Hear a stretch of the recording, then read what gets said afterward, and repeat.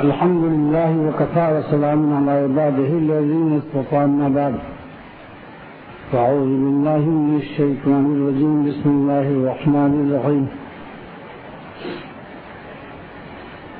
أما من خاف مقام ربه ونهى النفس عن الهوى فإن الجنة هي المأوى. جنت میں جانے کا راستہ، جنت میں جانے کا راستہ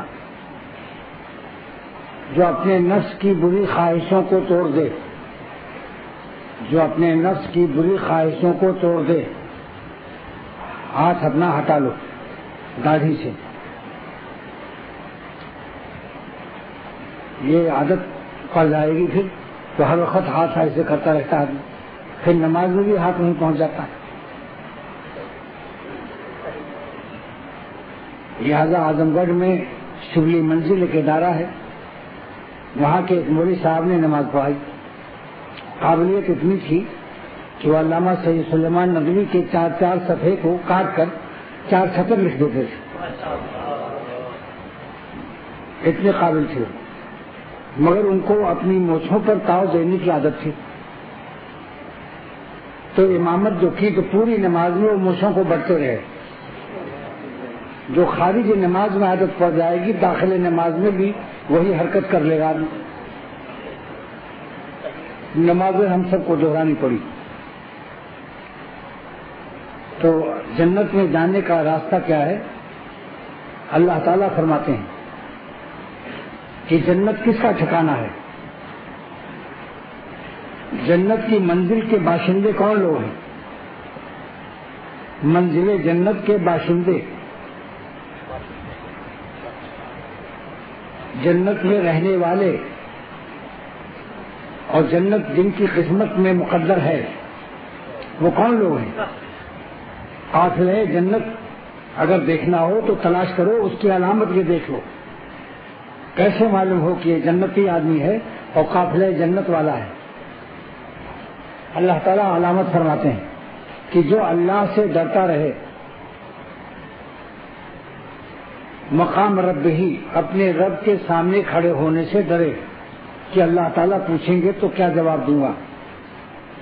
وَنَهَى النَّفْسَ عَنِ الْهَوَىٰ، اور نفس کو اللہ کی نافرمانی کے تمام تقاضوں کو روکے، یعنی اپنا دل توڑ دے، اللہ پاک کے قانون کو نہ توڑے.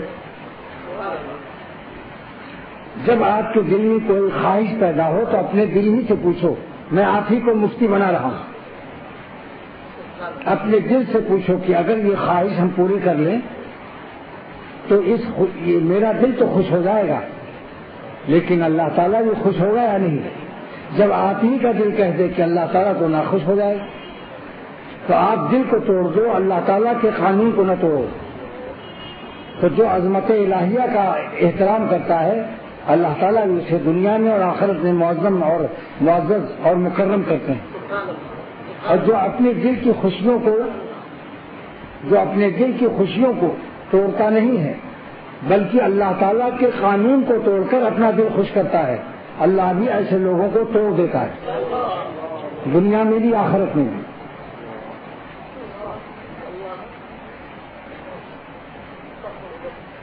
تو جنت کا قافلہ اللہ تعالیٰ فرماتے ہیں کہ اما من خاف مقام ربہ، جو اپنے رب کو حساب دینے سے خوف کرے کہ میں اللہ کو کیا منہ دکھاؤں گا اور اللہ کو کیا حساب دوں گا.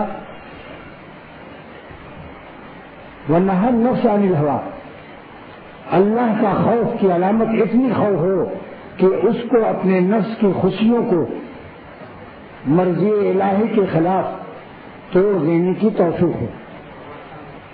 اس سے زیادہ خوف فرض نہیں ہے کہ ہر وقت کانپتا رہے اور دینی بچوں کا حق ادا نہ کر سکے اور دکان بھی نہ جائے اور چرپائی پہ لیٹا ہوا کانپ رہا ہے کہ خوف الہی سے میں تڑپ رہا ہوں.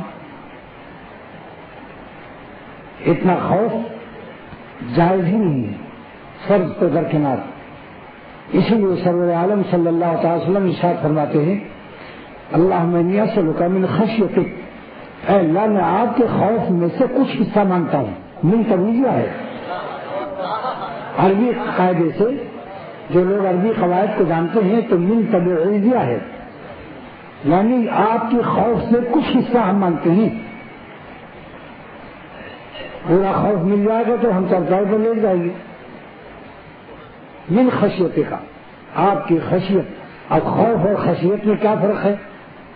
بولیے، سوال ہوتا ہے نہیں؟ خشیت کے معنی بھی ڈرنا اور خوف کے معنی بھی ڈرنا، دونوں میں فرق کیا ہے؟ اب یہ آپ کے سامنے آیت تلاوت کی، خوفا جو ڈرے اللہ سے، اور یہاں خشیت مانگی جا رہی ہے۔ یخشون ربہم، اللہ نے فرمایا کہ اپنے رب سے ڈرتے ہیں۔ قرآن پاک میں بھی کہیں خوف آیا ہے، کہیں خشیت آیا ہے، تو خوف اور خشیت میں کوئی فرق تو ہونا چاہیے۔ بتاؤ کتنی علمی سوال ہے یا نہیں؟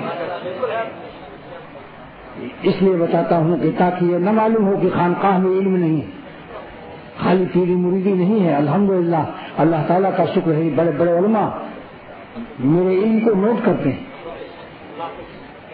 اللہ تعالیٰ کا احسان و کرم ہے۔ پہلے بھی بتا چکا ہوں کہ وفقنا کے بجائے ورزقنا مانگا اللہ کے رسول صلی اللہ تعالی وسلم کہ اللہ مجھے نیک عمل اور حق بات کی اتباع کا رزق بنا دے۔ توفیق نہیں مانگی یہاں، ورزقنا، اتباع، حق بات کی اتباع، رزق بنا دے، رزق روزی بنا دے، اور گناہوں سے بچنا ہمارا رزق بنا دے۔ ورزقنا اجتنابا، حق دکھا، باطل کو بھی دکھا، حق کی اتباع اور نصیب رزق بنا دے، اور برائی کو برائی دکھا دے اور باطل کو باطل دکھا کر اس سے اجتناب اور دوری اور احتیاط بھی ہمارا رزق بنا دے۔ تو بخاری شریف پڑھانے والے دربن سے ایک محدث آئے ہوئے تھے، میرے خلیفہ ہیں، وہ جنوبی افریقہ صوبہ دربن میں وہ بخاری شریف پڑھاتے ہیں، شیخ الحدیث ہے۔ آپ بتاؤ کتنا علم ہوتا ہے بخاری شریف پڑھانے والے؟ میں نے نقطہ بتایا کہ اللہ کے رسول صلی اللہ تعالی علیہ وسلم نے یہاں رزق کیوں مانگا، توفیق کیوں نہیں مانگا، کیا راز ہے اس میں؟ تب میں نے گزارش کی کہ حضور صلی اللہ تعالی علیہ وسلم کی ایک حدیث کو دوسری حدیث سے سمجھو۔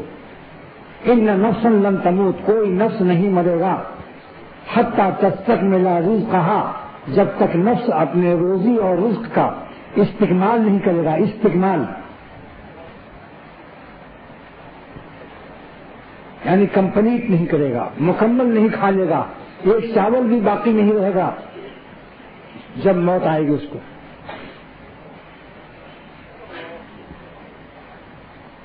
اور اس لیے اس حدیث کو سمجھیے کہ اللہ تعالیٰ کے رسول صلی اللہ تعالی وسلم نے ورزقنا مانگا کہ میری اے خدا میں رزق مانگتا ہوں تاکہ میری امت بھی یہی نقل اور اتباع کرے سنت کے طور پر کہ خدا نیک عمل کا رزق دے دے اور برائی سے بچنے کا رزق دے دے۔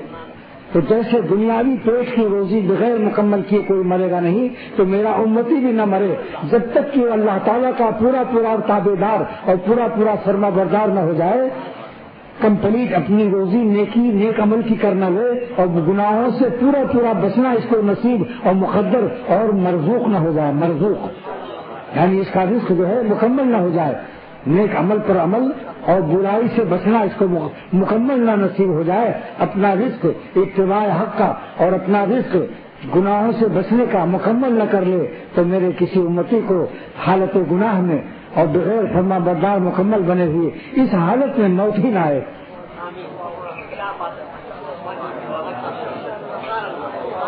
تو اس محدث بخاری شریف پڑھانے والے نے کہا کہ میں نے آج تک کسی کتاب میں یہ مضمون نہیں پڑھا، نہ اپنے اساتذہ سے سنا۔ میں نے کہا بھائی میں نے بھی نہیں سنا، نہ میں نے دیکھا، لیکن میں کیا کروں، میرے پینے کو دوستوں سن لو، آسمانوں سے میں اترتی۔ اللہ تعالیٰ کا مہربانی، اس کا کرم ہے، بزرگوں کی دعائیں کوئی لگ گئی۔ ایک شاعر انڈیا میں مجھے ملا، اس نے ایک شعر سنایا، چاند تارے میرے قدموں میں بچھے جاتے ہیں۔ ایسا شعر ہے بتاؤ؟ چاند تارے میرے قدموں میں بچھے جاتے ہیں، یہ بزرگوں کی دعاؤں کا اثر لگتا ہے۔ بتاؤ یہاں لگنا کیسا ہے؟ چاند تارے میرے قدموں میں بچھے جاتے ہیں، یہ بزرگوں کی دعاؤں کا اثر لگتا ہے۔ یہ میرا تجربہ 75 سال کا ہے، کہ کسی اللہ والے کی خدمت کر لو، اللہ تعالیٰ دیکھتا ہے کہ میرے پیاروں کی خدمت کرتا ہے.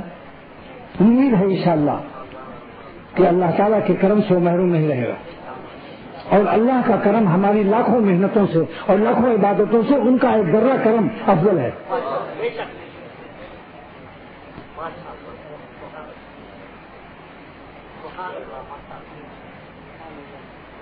معروفی فرماتے ہیں ذرے سائے عنایت بہتر ہے. اللہ کی عنایت کا ذرہ سایہ مل جائے وہ ہماری لاکھوں محنتوں سے بہتر ہے. ذرے سایہ عنایت بہتر.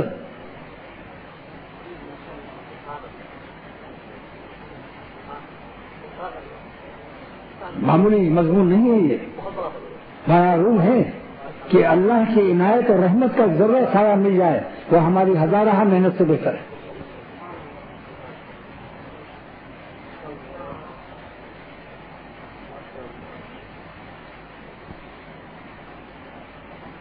تو اللہ سبحانہ و تعالیٰ یہاں جیسے یہاں فرمایا کہ رزق مانگو، رزق بلا مکمل کی ہوئی موت نہیں آئے گی، تو بغیر مکمل تم فرما بردار اور مکمل گناہوں سے پرہیزگار ہوئے مرے ہوئے گی نہیں موت آئے گی انشاءاللہ. کیسی پیاری دعا ہے. مگر رزق یہ شرح جو میں نے کی ہے ساری کتابوں میں دیکھ ڈالو پوچھو انشاءاللہ تعالیٰ آپ اس اللہ تعالیٰ کا یہ کرم اختر پر خاص پائیں گے.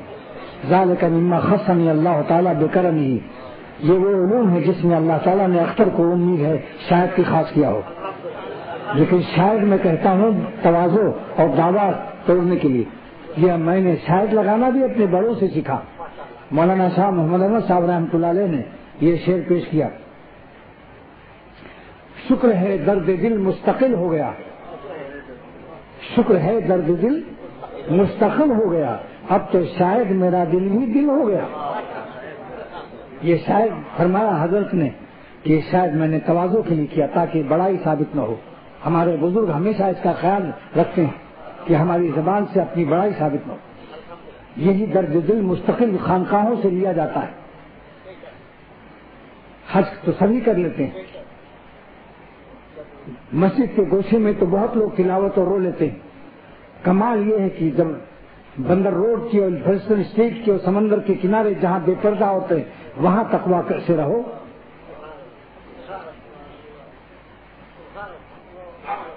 جو بلی چوہوں کے باوجود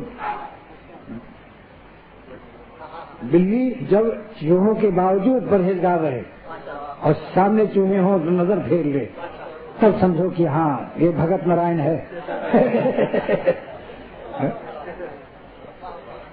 حکیم المت تھانوی رحمۃ اللہ علیہ نے ایک واقعہ لکھا کہ ایک بادشاہ نے بلی کی کھوپڑی پر چراغ جلایا، مشق کرایا، اور فرامین سلطنت لکھتا تھا وہ بادشاہی حکم، بلی کے سر پر چراغ جلا کر اور اس کو ایسی تہذیب، ایسا تربیت، ایسی ٹریننگ دی کہ سر ہلاتی نہیں تھی کہ چراغ گر جائے گا. مگر بادشاہ کو تھوڑا سا احساس ہوا کہ میں بہت ہی زبردست مربی ہوں. اپنے وزیر کو بلایا اور وزیر سے کہا کہ اے وزیر دیکھ میرا کمال، میں نے کیسی تربیت دی اس بلی کو کہ مجال نہیں سر ہلا دے چراغ گرا دے.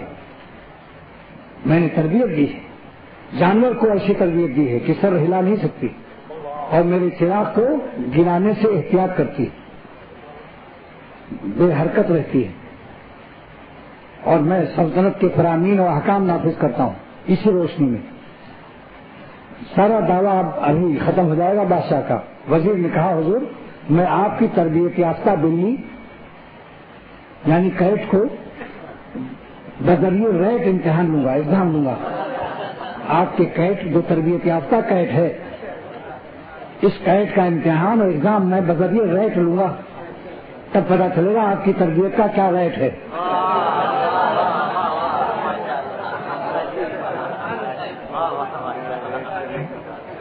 تب پتا چلے گا آپ کی تربیت کا کیا ریٹ ہے. دوسرے دن وزیر آیا، اپنے جھولے میں تھیلے میں چوہا لے آیا. اب جب بادشاہ نے رات کو بلی کے سر پر چراغ جلایا اور فرمان سلطنت لکھنے لگا تب اس نے چوہے کو تھوڑا سا دکھایا جھولے سے تھیلے سے ٹارگٹ 90 ڈگری بنایا، بلی نے دیکھ لیا، چوہے کو دیکھتے ہی بلی نے کہا اور مونچھوں کے اس کی مونچھیں کھڑی ہو گئی مارے خوشی کے کہ آج تو شکار بہترین ہے۔ جب وزیر نے دیکھا کہ بلی کا اس کے کیٹ کا ریٹ کے ساتھ ٹارگٹ بن گیا، 90 ڈگری بالکل سامنے ہے، بلی مست ہو رہی ہے، تو اس نے چوہے کو چھوڑ دیا۔ جب چوہے کو چھوڑا تو بلی نے حملہ کیا اور سارا تقویٰ ٹوٹ گیا اور دعوی نسبت ختم اور دعوی تہذیب و تربیت کی ٹریننگ سب پاش پاش، چراغ کا ٹھیکرا کہیں گرا، تیل کہیں گرا، بتی کہیں گئی۔ تو بادشاہ بھی ہنسا اپنی حماقت و تربیت کے دعوے پر، اور وزیر نے کہا دیکھا آپ نے، قید کی تربیت اور قید کا امتحان ریٹ سے لیا جاتا ہے۔ جب کسی صوفی کے سامنے بازاروں میں بے پردہ عورتیں سامنے ہوں یا جہاز پر بیٹھے ایئر ہوسٹس سامنے آئے، اب امتحان دیکھو کہ کس قدر اس کا تعلق اللہ سے زیادہ ہے یا اس کو اپنے نفس سے زیادہ ہے، یہ نفس کے خواہش کا غلام ہے یا اللہ تعالیٰ کا بندہ شریف ہے۔ لا شجاعت یا فتح قبل الحروب، وہاں رومی فرماتے ہیں اے جوان بہادر، تیری جینگ و لافزنی کوئی حقیقت نہیں، تیری بہادری ہم نہیں تسلیم کریں گے۔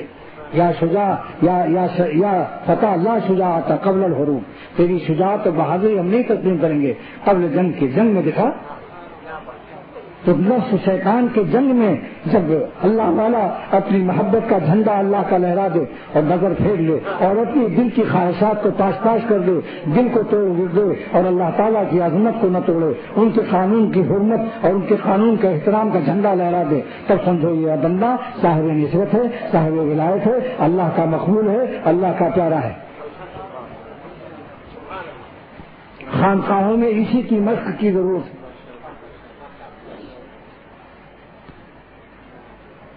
اور جتنا بھی زیادہ غم اٹھائے گا گناہ کے چھوڑنے میں، بری خواہشوں کے توڑنے میں اور اللہ پر فدا ہونے میں، جتنی بھی اپنی زخم حسرت کھائے گا اتنے ہی بڑا ولی اللہ ہوگا۔ یاد رکھو، اگر کسی نے 10 کلو غم اٹھایا تو نور بھی 10 کلو پیدا ہوگا۔ اسی غم سے اولیاء اللہ کی مراتب کا اندازہ چلتا ہے۔ اگر کوئی کہے کہ اولیاء اللہ کے مراتب اور ان کے درجات کا کیسے پتہ چلتا ہے، تو اسی غم سے پتہ چلے گا کہ یہ جب اس کے سامنے اس کی دل کی مرغوبات اور مراغب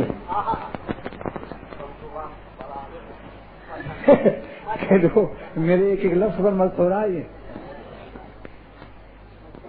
جب کسی صوفی کے دل کے مرغوبات اور اس کے مراغب طبعیہ یعنی طبعی پسندیدہ چیزیں اور اللہ تعالیٰ کی ناراضگی کا سبب ہوں، تو یہ اپنی طبیعت کے مرغوبات اور مراغب طبعیہ کو احکام شرعیہ کے تابع کرتا ہے یا نہیں؟ اگر دیکھو کہ اس نے احکام شرعیہ کے تابع کر دیا اپنے مراغب طبعیہ کو، تو سمجھ لو یہ صاحب نسبت ولی اللہ ہے، اللہ کا مقبول ہو چکا۔ اس لیے غیر مقبول کام نہیں کرتا۔ مقبول ہونے کی علامت یہی، اللہ تعالیٰ کا پیارا اور مقبول ہونے کی علامت یہی ہے کہ وہ غیر مقبول کام نہیں کرتا۔ اگر کبھی احتیاط کرنے میں قصور ہو گیا، کچھ خطا ہو گئی، کچھ آشاریہ نفس نے مزہ لوٹ لیا، تو اس کا تھرمامیٹر ایسا ہوتا ہے جیسے صراف کی ترازو جو سانس بھی روک لیتا ہے جب سونا جواہرات تولتا ہے۔ ایسی ایک آشاریہ اگر نفس حرام مزہ انپورٹ کر لے تو اہل اللہ جو اللہ پر فدا رہتے ہیں ان کے قلب کی نزاکتیں، ان کے قلب کی میزانیاں اور قلب کے ترازو کی نزاکتیں اتنی حساس کر دی جاتی ہیں عالم غیب کے کتب اللہ تعالیٰ کی طرف سے ان کو سینکڑوں دوسے اس لفظ سے ملتے ہیں جو نظر نہیں آتے۔ اللہ رحم الرحمین ہے، تو اپنے بندوں کے مظاہرے کو اور اپنے بندوں کے غم کو رائگاں نہیں کرتا۔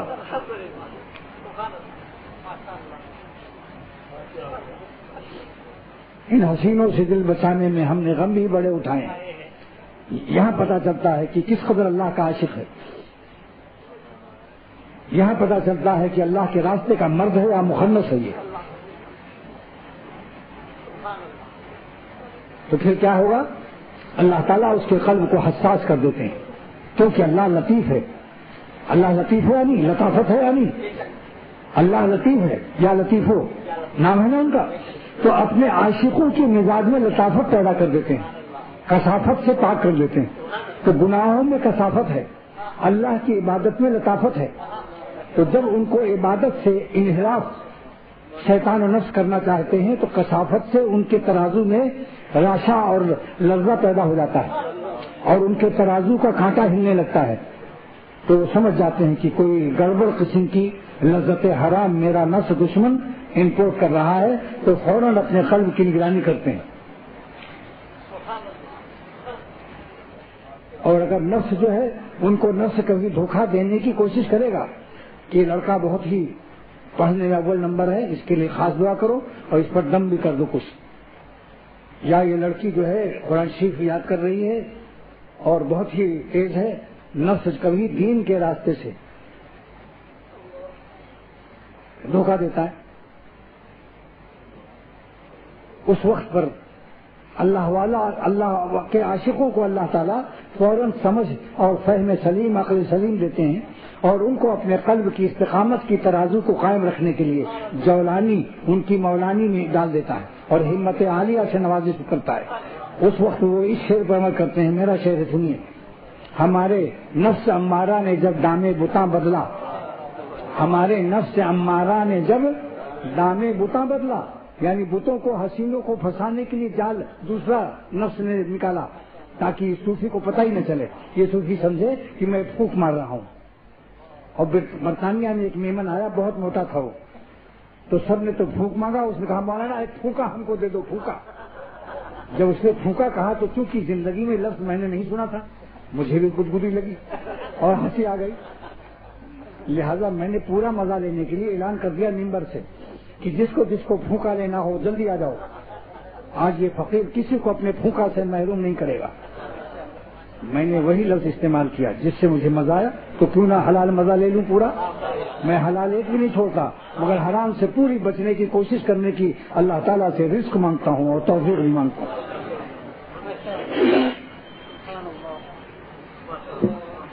اگر اس شعر پر کوئی 1,00,000 روپیہ بھی انعام دے، اس شعر کا حق ادا نہیں ہو سکتا۔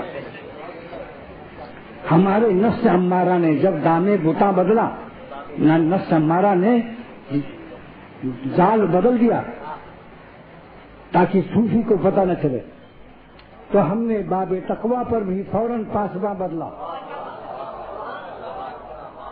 تو ہم نے باب تقویٰ پر بھی فوراً پاسباں بدلا، ہم نے تقویٰ کے گیٹ پر گیٹ مین بدل دیا فوراً۔ یہ تو خود ملا ہوا ہے ڈاکوؤں سے۔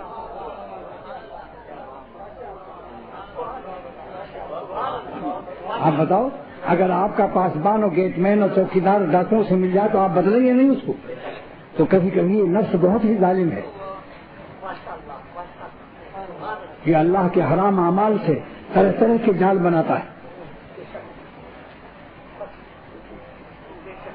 بس یار میں درد دل سے کہتا ہوں کہ اگر آپ کو اولیاء صدیقین کی آخری سرحد تک پہنچ کر مرنا ہے، اور ایسی زندگی سے بڑھ کر دنیا میں کوئی کامل حیات نہیں جو اللہ تعالیٰ کو اتنا راضی کر لے کہ اولیاء صدیقین کی آخری سرحد چھو لے، اس کے بعد ولایت کا کوئی درجہ نہیں ہے، اور جو اس درجے کو نہیں چھوئے گا مرنا تو ہے مگر ناقص مرے گا، نامکمل مرے گا، اور لذت حیات سے ناآشنا مرے گا۔ دیکھو الفاظ، لذت حیات اولیاء صدیقین سے ناآشنا موت آئے گی اور جس کی کوئی تلافی نہیں، کیونکہ مرنے کے بعد دوبارہ آنا نہیں ہے، مرنے کے بعد دوبارہ کوئی زندہ ہوگا؟ یہی ایک فیلڈ بار اول مرتبہ اولا میں ہم کو اللہ تعالیٰ نے عطا فرمایا، بار اول مرتبہ اولا دیا، ایک ہی دفعہ زندگی ملنی ہے، تو کیوں نہ ہم تھوڑی سی کوشش کر کے اللہ تعالیٰ کو راضی کرنے میں جان کی بازی لگا کر، جان دی ہے اسی کی تھی، اور حق تو یہ ہے کہ حق ادا نہ ہوا۔ تو جنت کا قافلہ جو ہے، آج ایک نیا مضمون پیش کر رہا ہوں، جس کی جتنی قربانی اتنی خدا کی مہربانی۔ ناممکن ہے کہ بندہ اللہ کے راستے میں غم اٹھائے اور اپنی بری خواہشوں کو توڑ دے اور اللہ کے قانون کو نہ توڑے، احترام قوانین شرعیہ کی وجہ سے اپنے مراغب طبیعیہ کو توڑتا رہتا ہے۔ بتاؤ یہ الفاظ آپ نے کبھی سنے تھے مجھ سے؟ نئے جام و مینا عطا ہو رہے ہیں۔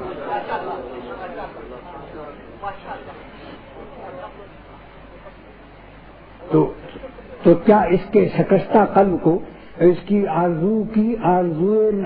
آرزو کی شکست و ریخت اور ٹوٹے ہوئے دل پر خدا تعالیٰ کو رحم نہ آئے گا کہ میری وجہ سے یہ بندہ کتنا غم اٹھا رہا ہے، کتنا زخم حسرت اٹھا رہا ہے، ہر وقت نظر کو بچا بچا کر اپنا دل کتنا شکستہ اور توڑ کر کے ذرہ ذرہ پاش پاش کر رہا ہے، تو کیا خدا ارحم الراحمین نہیں ہے؟ ایسے عاشقوں کے دل پر اس کو رحم نہ آئے گا، وہ لذت دے گا کہ سارے عالم کی لیلاؤں کے مقابلے میں اس کو خالق کائنات اور خالق نمکیات لیلائے کائنات اتنا مزہ دے گا کہ اس کا دنیا میں مثال نہیں ہوگی، اور اس کا لطف جو ہوگا اللہ کی رضا اور اللہ کے نام پر فدا ہونے کی برکت سے اس عاشق کا لطف جو ہوگا وہ غیر محدود ہوگا، غیر فانی ہوگا، بے مثل ہوگا، کیونکہ اللہ تعالیٰ بے مثل ہے، غیر فانی ہے، غیر محدود ہے۔ اب یہ بات میری آپ کی سمجھ میں آ جائے، اگر یہ بات سمجھ میں آ جائے تو انشاءاللہ تعالیٰ آپ اللہ پر فدا ہونے کو اپنی کامیابی کا راہ سمجھیں گے، اور اولیاء صدیقین کے خط انتہا تک پہنچنے کی منزل اس کے ابتدائی سے محسوس کریں گے۔ جس دن سے آپ اپنی خواہشوں کو توڑنے کی مشق کریں گے اسی دن سے آپ کو منزل اولیاء صدیقین کی خوشبو کو دار ڈش محسوس ہونے لگا، اور اللہ تعالیٰ آپ کے قلب کو بے شمار اپنے بوسوں سے اور رحمتوں سے اور نوازشوں سے پیار لے گا، جس کے سامنے آپ کو ہر تقلیم کی سلطنت لوٹتی ہوئی، نیلام ہوتی ہوئی، اور سورج و چاند میں لوگ شیڈنگ محسوس ہوں گے، اور ستارے اور سارے کائنات کی تمام رنگینیاں آپ کو بے قدر معلوم ہوں گی، اور آپ یہ کہنے پر مجبور ہوں گے کہ بہار اس کا چھپائے گی کیا، جمال اس کا چھپائے گی کیا بہار چمن۔ اے دنیا والوں، یہ دنیا کی رنگینیاں اللہ تعالیٰ کے محبت کے جمال کو نہیں چھپا سکتی ہیں۔ جمال اس کا چھپائیں گی کیا بہار چمن، گلوں سے چھپ نہ سکی جس کی بوئے پیراہن۔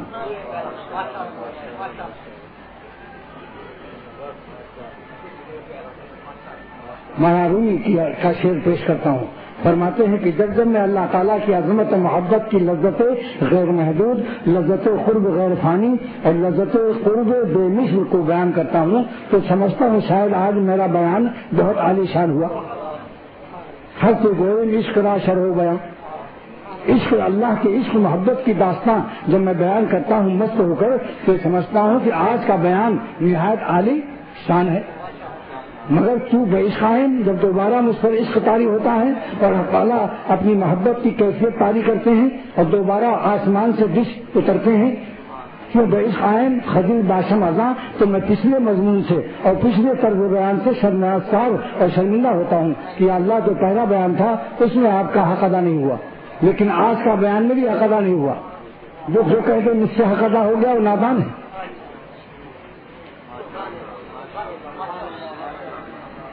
ہر وقت نئی شان ان کی ہوتی ہے اپنے عاشقوں پر، ان کی شان تو غیر محدود ہے، ہر نئی شان ان کی غیر محدود ہے، بے مثل ہے، غیر فانی ہے، مگر چونکہ ہم محدود ہیں اس لیے ہمارے محدود پر تعالیٰ کی صفت غیر محدود کا ظہور ہمارے اندر صفت محدودیت کے ساتھ ہماری تابع ذات کے لحاظ سے تعالیٰ اپنے کرم کے لحاظ سے ہمارے ذوق و تحمل کے لحاظ سے تجلی بقدر تحمل عطا فرماتے ہیں،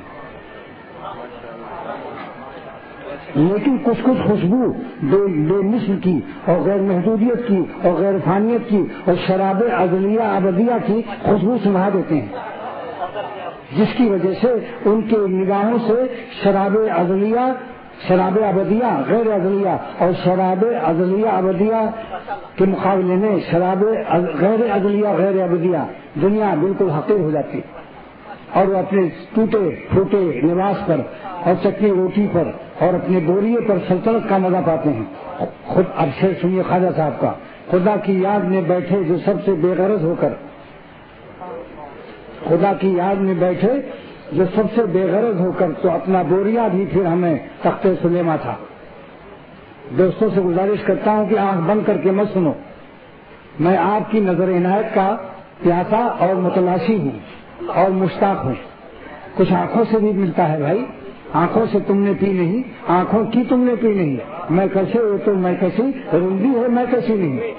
لہذا آنکھ بند کر کے اپنی نظر عنایت سے اختر کو محروم نہ کیا کیجیے.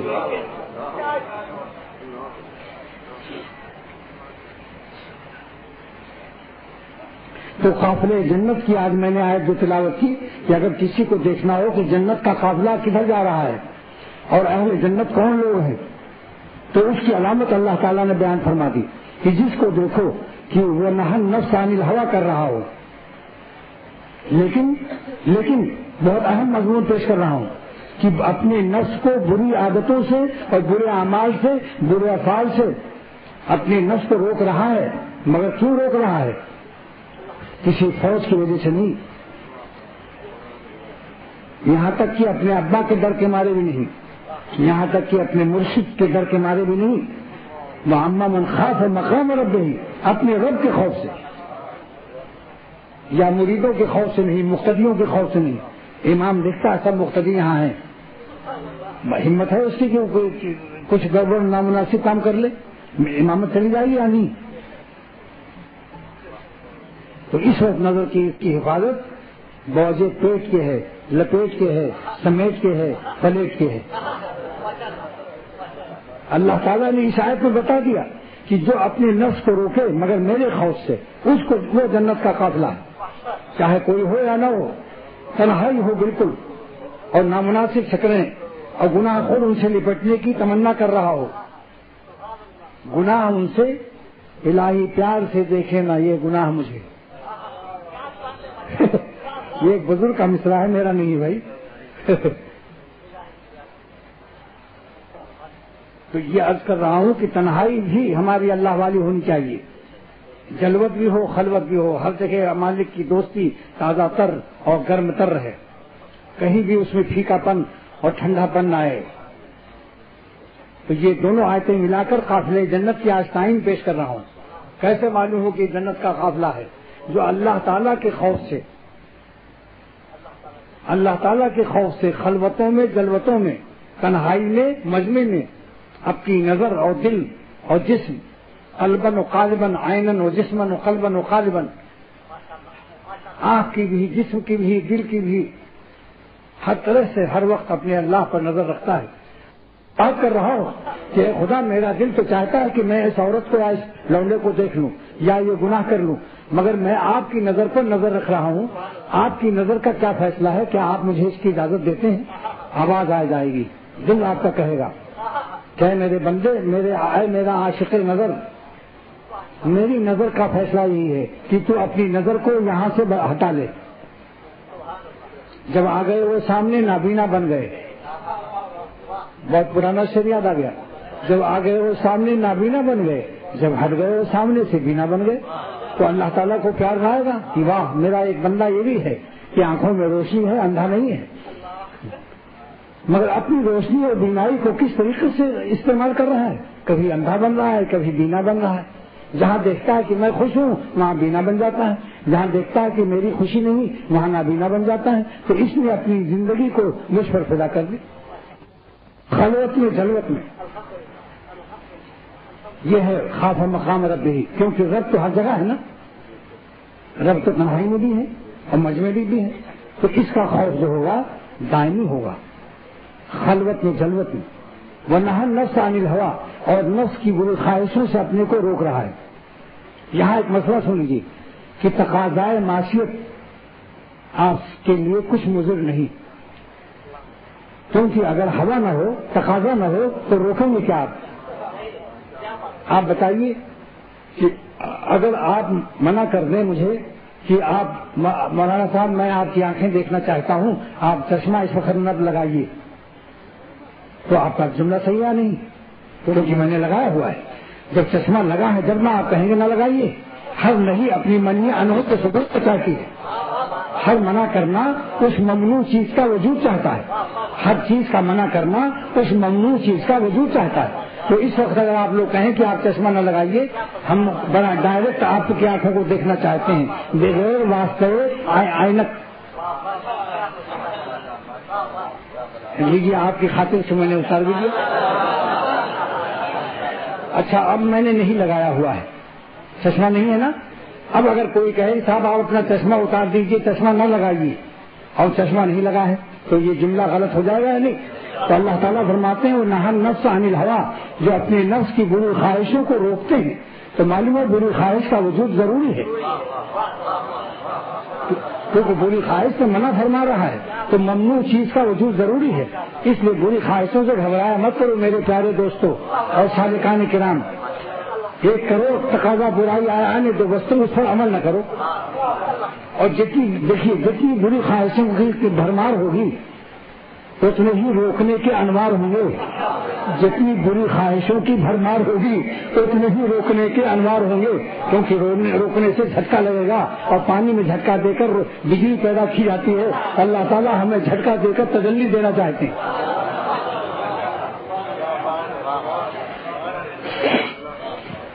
دیکھو اللہ تعالیٰ کا شکر ہے کہ میری طاقت نہیں، میں کتاب نہیں دیکھتا، طاقت ہی نہیں، مانگ کے بیٹھتا ہوں، دعا کرتا ہوں کہ اللہ تعالیٰ آپ ہی مدد کر دیجیے۔ اب نیا ہر پیر ہر جمعہ کہاں سے اتنی کتاب مضمون لاؤں، مگر آپ دیکھتے ہیں کہ ہر پیر جمعے کو مضمون بدل جاتا ہے۔ اللہ تعالیٰ کا کرم ہے کہ آج قافلے جنت کی میں نشاندہی کر رہا ہوں کہ جنت کے قافلے کون ہیں۔ نمبر 1 کہ جن کے دل میں اللہ کا خوف ہو، مگر خوف کتنا ہو؟ اللہ بن یسلو کا من خشیت کا، اے خدا اپنی خشیت سے اتنا ہم کو خوف دے دیجیے، ما تحول به بینی و بین معاصی، جو میرے اور آپ کی نافرمانی کے درمیان میں دیوار بن جائے، رکاوٹ بن جائے۔ اتنا خوف مقصود نہیں ہے کہ کانپتے رہیں، دکان نہ جائیں، بیوی بچوں کو بھول جائیں، بیمار پڑ جائیں۔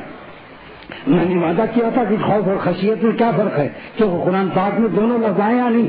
اب بتاؤ میں کہاں چلا گیا تھا، کہ کون واپس لایا مجھ کو؟ یہ وہ ذات ہے جو نظر سے دور پوشیدہ ہے، مگر ان کا کار اور ان کی اس سرکار کا تصرف جاری ہے، عالم غیب سے تصرف جاری ہے کہ اللہ تعالیٰ نے پھر مجھے اس مقام پر واپس لایا، کسی نے یاد بھی نہیں دلایا کہ خوف میں اور خشیت میں کیا فرق ہے، حالانکہ دونوں کا ترجمہ ڈر کیا جاتا ہے، خوف مانے بھی ڈر، خشیت مانے بھی ڈر۔ انما یخشی اللہ، اللہ سے وہی ڈرتے ہیں، اللہ سے وہ بندے جو علماء ہیں، لہذا جو عالم نہ ڈرے وہ عالم نہیں ہے۔ اللہ تعالیٰ فرماتے ہیں انما یخشی اللہ من عبادہ العلماء، میرے بندوں میں سے وہ جو علماء ہیں وہی ڈرتے ہیں اللہ سے، لہذا تم عالم ہو کر کیوں نہیں ڈرتے ہو؟ یہ دلیل ہے کہ تم عالم نہیں ہو۔ اگر کسی آگ میں ٹھنڈک کا اثر آ جائے تو آگ نہیں ہے، آگ کے لیے گرمی لازم ہے، اور عالم کے لیے خشیت لازم ہے۔ اللہ تعالیٰ فرما رہے ہیں جو عالم ہے اس کے لیے خشیت لازم، اور تم ایسی آگ ہو جس میں حرارت نہیں ہے، یہ کیسی آگ ہوئی؟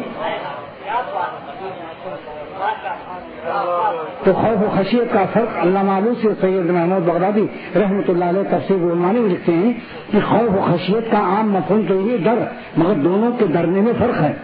خوف کہتے ہیں اس ڈر کو جس میں عظمت ضروری نہیں ہے، ضروری نہیں یاد رکھنا، عظمت ہے مگر کبھی بلا عظمت کی بھی خوف ہوتا ہے، جیسے تھانے دار کا ڈر، پولیس کا ڈر، عظمت نہیں ہے مگر ڈر ہے کہ بھائی ڈنڈا لے کر آ رہا ہے، ہتھکڑی بھی ہاتھ میں ہے۔ اور ایک اور مثال سنیے جو اس سے زیادہ قریب الفہم ہے، آسان تر ہے کہ سانپ نکلا، ڈر ہے کہ نہیں خوف، مگر آپ کے دل میں اس کی عظمت ہے؟ اگر عظمت ہوتی تو جوتے سے پٹائی کیوں کر رہے ہو، ڈنڈے کیوں لگا رہے ہو؟ تو معلوم ہوا کہ خوف کا استعمال عظمت پر بھی ہوتا ہے اور بغیر عظمت بھی ہوتا ہے، فرق آ گیا نا۔ لیکن خشیت کا استعمال ہمیشہ وہیں ہوگا جہاں عظمت لازم ہو اس کے لیے۔ یہ کہیں نہیں کہہ سکتے کہ مجھے سانپ سے خشیت ہے، پولیس والوں سے خشیت ہے، بھیڑیا سے کتا پاگل ہو گیا اس سے خشیت ہو رہی ہے۔ یہاں خوف استعمال کرنا عربی لغت کے لحاظ سے جائز ہے، خشیت کا جائز نہیں۔ خشیت کا استعمال خاص ہے جہاں خوف کے ساتھ عظمت شامل ہو۔ تو اللہ تعالیٰ نے کہیں خوف مطلق استعمال فرمایا، کہیں اس خوف کی اور یہ بھی ہے قرآن پاک کے اصول بلاغت اور اصول تفسیر میں سے ہے کہ جہاں اللہ تعالیٰ نے اپنے لیے خشیت کا استعمال فرمایا کہ مجھ سے ڈرو مگر میری عظمت بھی ہو تمہارے دل میں، حقارت کے ساتھ مت ڈرو کہ میں جلاد ہوں، میری عظمت بھی تمہارے قلب میں ہونی چاہیے۔ لیکن جہاں خوف استعمال ہوا اور وہاں خشیت نہیں ہے، مگر وہ لفظ مطلق قرآن پاک کا جہاں ایک جگہ قید آ جائے تو یہاں خوف بھی مقید ہے خشیت کے ساتھ، کہ جہاں خوف ہے اور خشیت نہیں ہے وہاں خشیت خود بخود لازم ہے کہ اللہ تعالیٰ کے خوف کے ساتھ خشیت ضروری ہے کہ عظمت الہیہ بھی ہو۔ مخلوق کے لیے ضروری نہیں ہے، مخلوق کے خوف کے لیے ضروری نہیں کہ عظمت بھی ہو۔ خوف اور خشیت کا فرق سمجھ لیا آپ لوگوں نے؟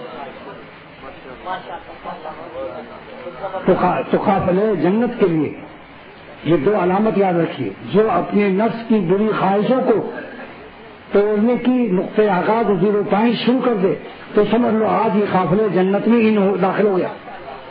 جو اپنی بری خواہشوں کو اللہ کے خوف سے توڑنا شروع کر دے، منع النفس عن الہویٰ شروع کر دے تو سمجھ لو فإن الجنۃ ہی المأویٰ، اعلان قرآن ہے، فرمان الہی ہے کہ یہ جنت کا قافلہ ہے، اس کا ٹھکانہ جنت میں ہے، اور علامت یہی ہے کہ اس کے دل میں میرا خوف ہے اور میرے خوف سے گناہ کے تقاضوں کو توڑتا رہتا ہے اور روکتا رہتا ہے اپنے نفس کو برے تقاضوں سے۔ یہاں دو مسئلہ ہوا کہ اللہ کے خوف سے توڑو، مخلوق کا خوف نہ ہو۔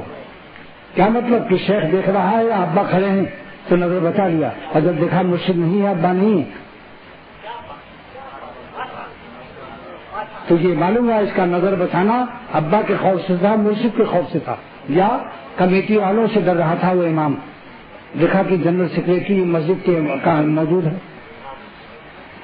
تو اللہ تعالیٰ نے اخلاص کے لیے یہ قید لگا دی، وَأَمَّا مَنْ خَافَ مَقَامَ رَبِّهِ، جو اپنے رب کو حساب دینے سے، اپنے رب کے سامنے کھڑے ہونے سے کہ اللہ کو منہ دکھانا ہے اور اللہ دیکھ رہا ہے ہم کو آسمان سے، میری نظر کہاں جا رہی ہے اور میری نظر پہ ان کی نظر پڑ رہی ہے بلکہ جمی ہوئی ہے، میری نظر پہ ان کی نظر پاس با رہی، میرا شعر ہے میری نظر پہ ان کی نظر پاس با رہی۔ افسوس اس احساس سے کیوں بے خبر تھے ہم، افسوس اس احساس سے کیوں بے خبر تھے ہم۔ تو اللہ کا خوف ہو اور خدا کے خوف سے خلوت و جلوت میں، تنہائی میں، مجمع میں، اکیلے میں، دکیلے تکیلے میں اور چکیلے پچکیلے میں، ہر جگہ ہم اللہ کو ناراض کرنے سے ڈر رہے ہیں۔ شیطان کہے گا یہاں تو کوئی نہیں، شیطان سے کہو اللہ تو ہے، وَهُوَ مَعَكُمْ، میرے ساتھ ہے، اور وہ جب ساتھ ہیں تو نابینا نہیں ہے، دیکھ رہے ہیں۔ جب وَهُوَ مَعَكُمْ میں خود ثبوت موجود ہے کہ جب ہم تمہارے ساتھ ہیں تو اے جانو کیا ہم نابینا ہیں، تم کو دیکھتے نہیں ہیں۔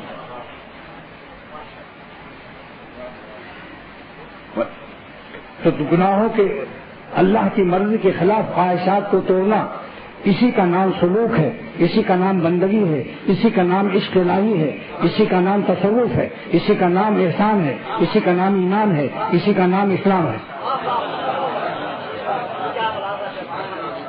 اگر یہ جذبہ نہیں ہے گناہ کے تقاضوں کو توڑنے کا تو اللہ والوں سے جڑو، اپنے دیسی عام میں پیمند لاؤ چوسے کا، پھر نامناسب چوسنے سے بچ جاؤ گے۔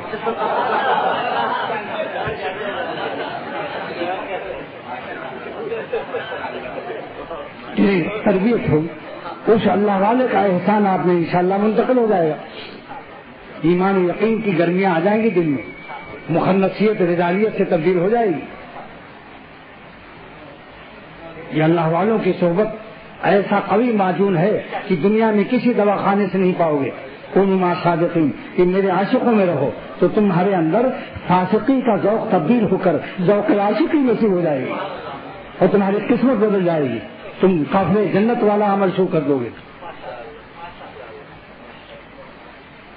تو جنت کا ٹھکانہ جن کا ہے ان کے لیے دو عمل، اور اس کے لیے بتا دیا کہ اہل اللہ کی صحبت، اور جب یہاں آئیے گلشن اقبال میں تو دو نیت کر لو کہ دین کی باتیں ہی سنیں گے مگر مجھے ایک اللہ والوں کے غلام کی صحبت بھی مل جائے گی۔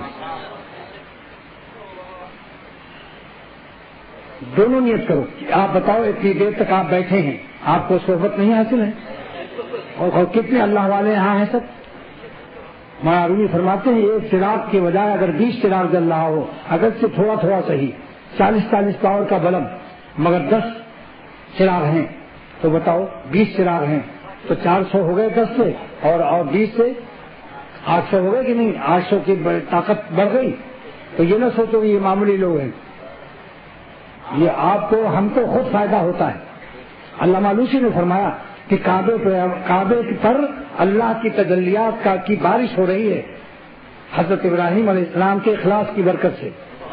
لیکن ایک بات اور بیان کی جو آپ کہیں نہ سنیں گے کہ کعبے کے اندر جتنے اولیاء اللہ بیٹھے ہیں ان کا نور بھی کعبے کا نور اور اللہ کے عاشقوں کا نور, حاجیوں کا, سب فضا میں جگمگ جگمگ ہے. کعبے میں قدم رکھتے ہی ایمان بڑھ جاتا ہے. تو اتنے بندے جو اللہ کے لیے آئے ہوئے ہیں, کیا ان کا چراغ ان کے اندر کوئی کسی درجے کا نور نہیں ہے؟ یہ اتنا بڑا مجمع جو ہے ان کا خود نور ہوتا ہے, اور انہی کی برکت سے مضامین کی مجھے آمد ملتی ہے. جیسے مہمان ہوتے ہیں ویسا ڈش آتا ہے یا نہیں؟ اگر آپ کے یہاں بادشاہ مہمان ہو تو کھانا کیا پکاؤ گے؟ کچھ اہتمام کرو گے؟ تو اس میں جتنے احباب آتے ہیں ہر ایک کی قسمت کے لحاظ سے اللہ تعالیٰ جس کو جس درجے کا ولی اللہ بنانا چاہتا ہے, ان الہی میں آپ لوگ جو بڑے ولی اللہ بننے ان کی خاطر سے اللہ تعالیٰ ویسے ہی غذائے روحانی بھیج رہا ہے.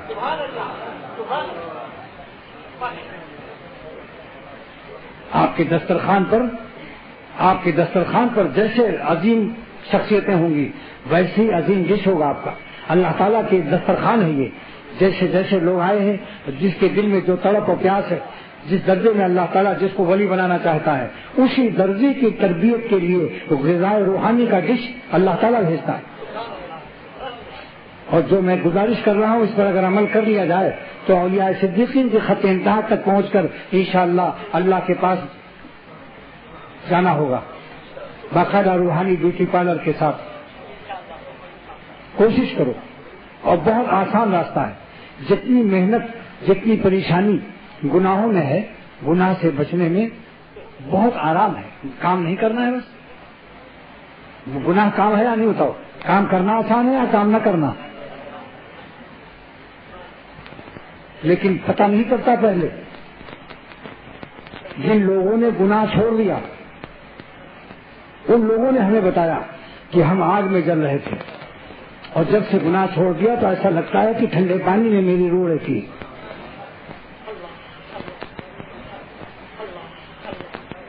کیونکہ ہر گناہ کا تعلق اللہ کے غضب سے ہے, اور اللہ کے غضب میں ٹھنڈک نہیں ہے.